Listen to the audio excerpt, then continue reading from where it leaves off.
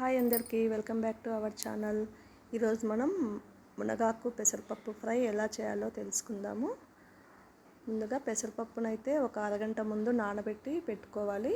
ఇప్పుడు ఒక కడాయి పెట్టుకొని 2 స్పూన్ల ఆయిల్ వేసుకోవాలి. ఆయిల్ వేడైన తర్వాత జీలకర్ర, ఆవాలు వేసుకోవాలి.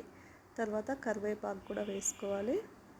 ఆ తర్వాత కట్ చేసి పెట్టుకున్న పచ్చిమిర్చి ముక్కలు, ఆనియన్స్ కూడా వేసుకోవాలి.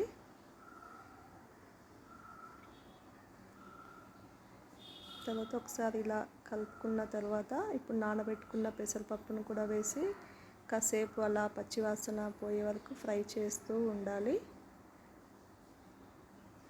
మూత పెట్టుకొని కాసేపు మగ్గించుకోవాలి. తర్వాత ఇప్పుడు కట్ చేసి అల్లం వెల్లుల్లి పేస్ట్ వేసుకోవాలి. ఆ తర్వాత కొంచెం పసుపు, ఆ తర్వాత టమాటో ముక్కలు, కట్ చేసి పెట్టుకున్న టమాటో ముక్కలు కూడా వేసి కాసేపు అలా ఫ్రై చేయాలి. ఒక 10 నిమిషాల పాటు మూత పెట్టి మగ్గించుకోవాలి. టమాటాలు బాగా మెత్తగా ఉడికిపోతాయి.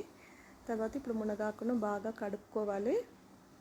కడిగి వాటర్ తీసేసి మనం ఇప్పుడు దీంట్లో ఫ్రై చేసి పెట్టుకున్న దాంట్లో మునగాకు వేసి మళ్ళీ ఒకసారి బాగా కలుపుకొని ఫ్రై చేసుకోవాలి.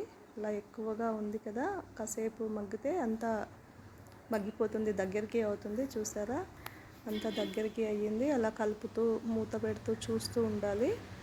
ఇప్పుడు తగినంత కారం వేసుకోవాలి.